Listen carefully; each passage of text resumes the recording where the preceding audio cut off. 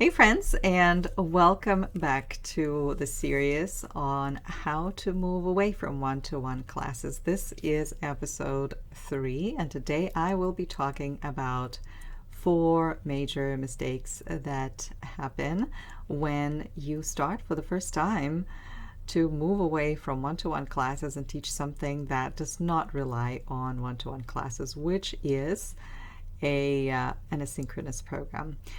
Now, my name is Elena Motonono, and I help online language teachers and coaches do exactly that. Move away from one-to-one classes and work smarter in a more sustainable way so that they can actually enjoy teaching rather than dreading it, and have an opportunity with their business to scale and increase their income without increasing the number of hours that they teach. So you might be thinking, how is it that when you start moving away from one-to-one classes and you're brave enough to offer something that is an asynchronous program, how can you get to a point where you give up? And most of the teachers give up after they try it for the first time because of the mistakes that they make in the program. And the mistakes that they make are actually quite normal, and I'm not going to tell you that this is the video to help you never make mistakes, because you're going to make them. In fact, anybody who takes action is going to fail, and that is a part of the process. Now, what is important for us is to learn from these mistakes and failures, overcome them, adjust, learn from them, adjust our programs, and offer them again and again until your students can participate and get the results that they come to you for, because their results is actually your results as well. You want their testimonials so that you can increase the social proof aspect when you talk about your programs. So what are these 4 main mistakes? And what are the results that they're creating for you? Most of the time, it's the mistakes that have to do with our perception of what it takes for a student to be successful. And most of the time, they come from our sort of scarcity mentality when we teach one-on-one, and for the most time, kind of hold our students' hands. We feel like we need to over-deliver. We need to give them too much. We need to be there for them. We need to tell them how to use the dictionary and all other things, which is actually not really necessary to do. So again, now we're going to go to a doodle and take a look at what happens when you try to over-deliver or over-impress your students, and what results it creates for you, but also where you can learn from these mistakes or failures and actually improve your program thanks to them.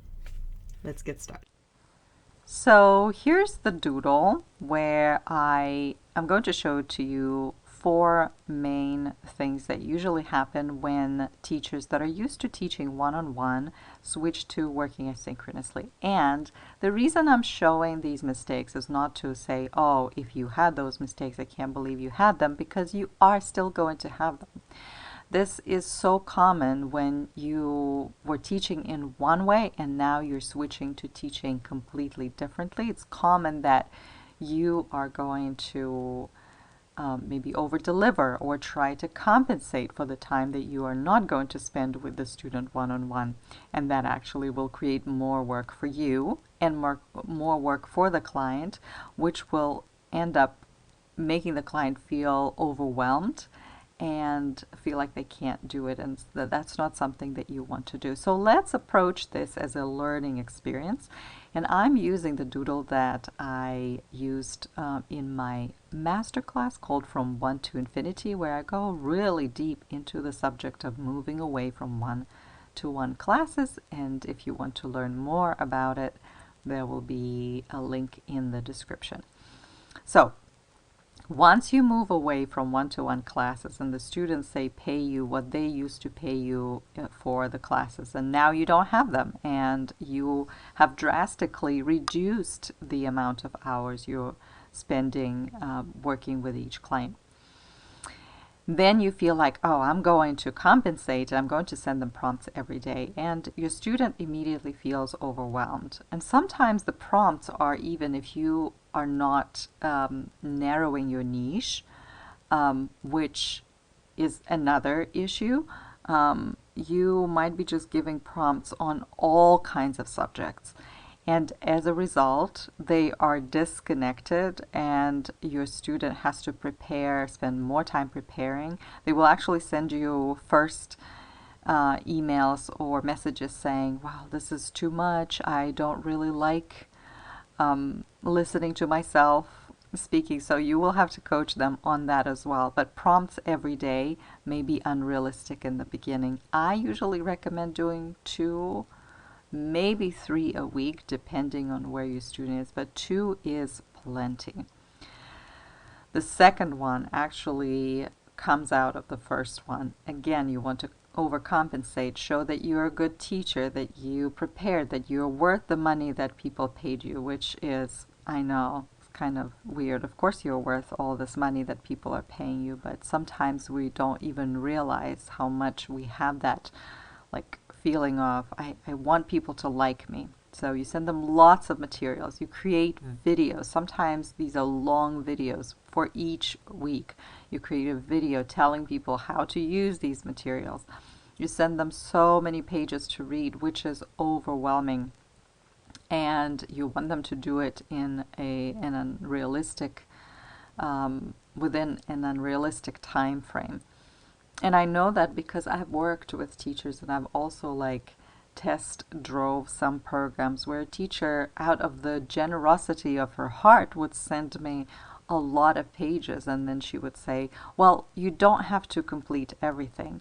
Well, that doesn't work because if I open a 25-page document and try reading and it takes me an hour to go through 2 pages, then the teacher did not do the work of, okay, this student is only capable of half a page, and I would rather give them less than more. So for this one, the rule is less is more. I would actually, sometimes teachers say, well, I need to send them vocabulary lists. Sometimes that you don't need to send anything.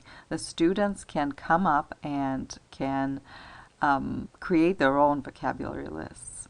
Okay, then the next one is lots of work and little interaction. And what that means is you create so much work for yourself and for your client, you by finding these materials, and them by trying to complete and feeling completely overwhelmed. There's little interaction going back and forth, which is the whole point. The point of your sort of unlimited option where you can send your students prompts and they will send you their feedback is for you to continue the conversation, ask more questions, and develop this topic even further, so they improve their confidence skills and build on their confidence skills. And that's where interaction is really helpful and necessary even. But because of all this work and all this like going back and forth about, have you finished it? Why are you not finishing it? This just is too much, and there's little interaction. And finally, the pricing. You price by the hour. A lot of teachers are afraid to price a competitive price, which I say in the beginning, and it's just the beginning. You charge the same amount that you would charge for one-to-one classes, and that is to teach you how to disconnect the amount that you get from your client from the hours that you put in. In fact, try to charge for value and understand what it is, and in the future increase this amount even. And I know in the beginning it might feel like, I can't believe this is going to happen to me, but yes, this is what you want to develop and teach yourself how to price more specifically.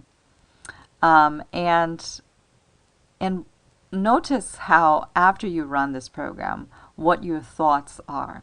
And most often teachers would say, I knew it wasn't going to work for me. And so the result is you feel defeated, and it is very unlikely that you will try again. In fact, there are certain thoughts that you will have in the beginning that I want you to pay attention to. And these thoughts are self-sabotage thoughts, because these are the thoughts that will actually move you away from your goal of working more sustainably and making your program your core offer, your default offer, if you will. This is a disgrace, so judgment. What kind of a teacher am I? Okay, nothing ever works. I knew this won't work. It's easier for somebody else. Then comparison kicks in. They have it better than me. Instead, you can practice thoughts that are helpful. And these are the thoughts that will allow you, when you have these thoughts, oh, I knew it wasn't going to work, acknowledge them and replace them with helpful thoughts that will tell you, okay, let's go back and see. Maybe I had too many prompts. Maybe I gave too many materials. Maybe I priced it in a way that's unsustainable for me and not valuable enough for a client. Let's be honest here. Helpful thoughts can be, I can try it again. I've learned a lot. There are some things that worked. I think I can change this, and be very specific about the things that you can change. Well, I hope this video and explanation was helpful to you, and it gave you insights into how you run your program and what you can own and what you can still tweak to inspire your students to take action and to see where your performance, your own performance, might be keeping your students from completing their tasks or being motivated to do the work that they need to do. And with the tools and the insights that you got, I hope that you can go back and try this program out again. And as you learn more and more with each time, you will get more confident to offer it and to run it with more success, because your student success ultimately is your own success. You're going to have social proof, the social proof you need to offer this program again. If you find this video helpful, please share it in a Facebook group or anywhere else where other teachers might find it helpful. I really appreciate a good shout out. That is always the best way to let people know about this work. And if you want to dig deeper into how you can move away from one-to-one classes, you can check out my masterclass called From One to Infinity. The information will be below in the description. Thank you so much for your time and attention, and until